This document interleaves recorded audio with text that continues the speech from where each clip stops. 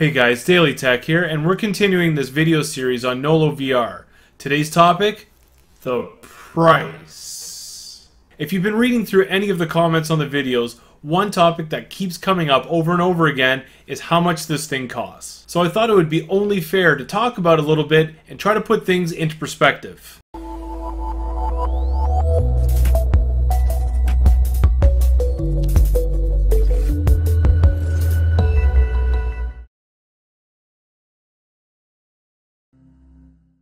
If this is your first time visiting my channel, thanks for stopping by. And if you're interested in all different types of VR, be sure to click that subscribe button so you don't miss anything else in the future. So I guess the big $230 question is Nolo worth it?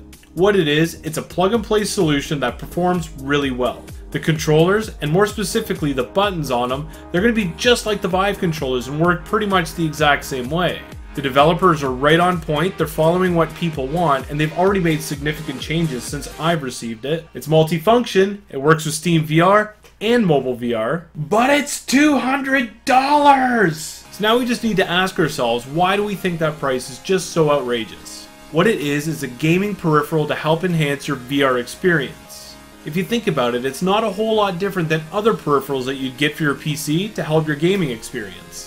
I mean, you can certainly play racing games with an Xbox controller, but it's just not the same. You can fly in a flight simulator with just your mouse and keyboard, but it's just not the same. And there's a bunch of VR games that you can play with just the Steam controller, but again, it's just not the same.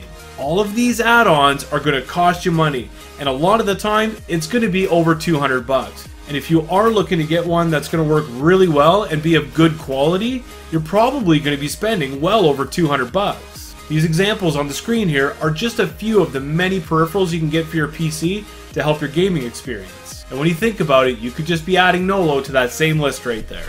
I think the biggest issue here is how the price of Nolo is delivered to everybody. The super early bird on Kickstarter was 89 bucks, which is an absolute steal.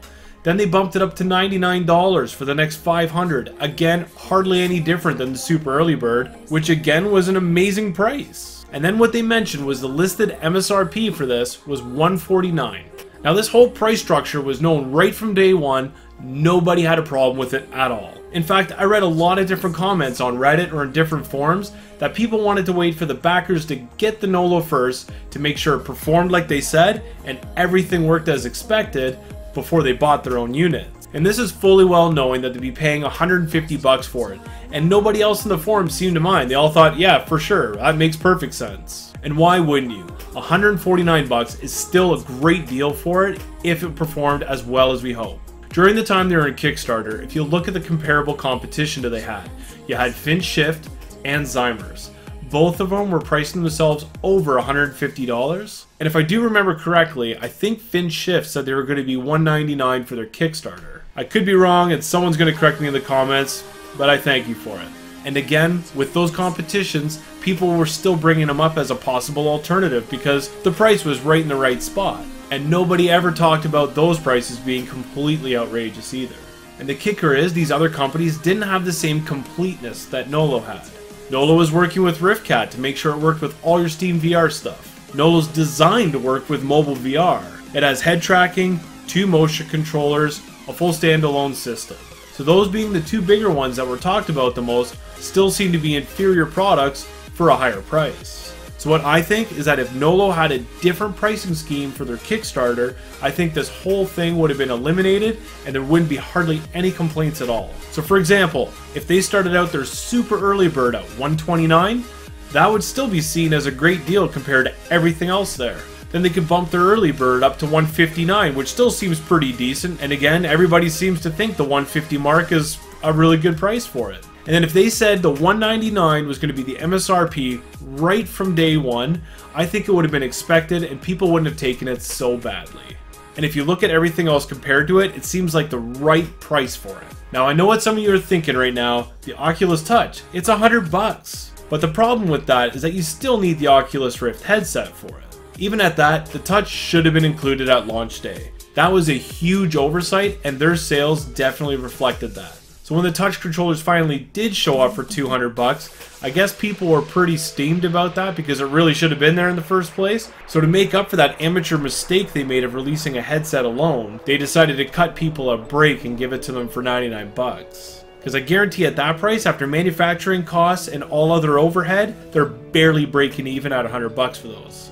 Now we still haven't talked about the why it went up to 199 from 149. Now, I've been keeping in touch with the developers of Nolo for a little bit of time now. Now, what they told me, at the time they put in their second order to have the hardware built, that's when they found out the bill of materials went way up. And you can only imagine how much of a kick in the face that would have been to hear that. Because Nolo was trying to keep the price as low as they possibly could to make sure everyone got it as cheap as possible. They really didn't have any kind of flexibility or any kind of room for that cost of manufacturing to go up without raising the price. So that's why it ended up going up to $199. Now with all of this being said, I've got some awesome news to share with you.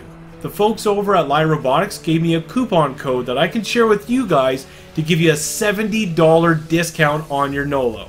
That's right, 70 bucks off Nolo. That means the price you're only going to pay is $129 plus shipping. Now keep in mind, this is for 3 days only. So if you were on the fence if you're going to get it or not, or if the $200 was just a price tag you couldn't quite afford, this is definitely your time to jump on it. Take advantage of this opportunity. Now I'm going to be completely straight with you. I'm not getting a single dime out of this. I just want Nolo to get into as many hands as possible so that way developers are going to start making games for it. Because the more people that are asking for those games, the more sales they're going to get, and the more reason for them to make them. So if you are looking to take advantage of this offer, check the description below. The coupon code is going to be listed there, along with instructions on how you can claim it. And I'm going to remind you, it is for 3 days only. This is not a permanent coupon code, and I'm going to get rid of the coupon code and link out of the description once it's expired. All I ask is that you share this video with as many people as you can. Put it on Facebook, Twitter, Instagram, Reddit, I don't care. It doesn't really make any difference. Just get the message out there, and let's see how many people we can get using Nolo.